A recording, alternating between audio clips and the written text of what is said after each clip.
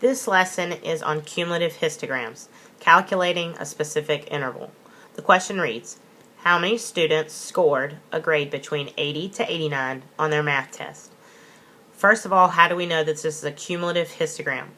Alright, if you look at the intervals start out with the same grade each time, continuing to build onto each other.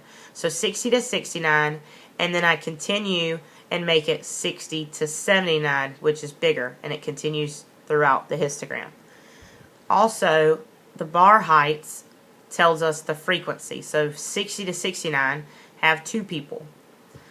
Okay, so in order to find a specific group, we need to look at the interval that they want. The interval they want is 80 to 89. So we need to find out which interval contains 80 to 89. If we notice, we see this interval goes up to 89, which means that 80 to 89 must be contained in this third column here. So I'm going to highlight the 80 to 89.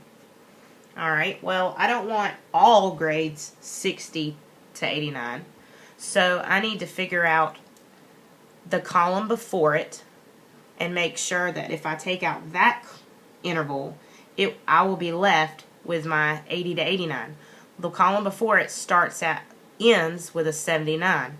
So if I take out the column before, which is 60 to 79, I will be left with the additional part, which starts here, which would be 80 to 89 would be this section of the interval. Okay, so you just simply subtract. So if you can remember, when you're trying to find a specific interval, the key piece is to subtract, and you need to subtract the column before. Okay, so, well, we need to know what the frequencies are. If you notice up here,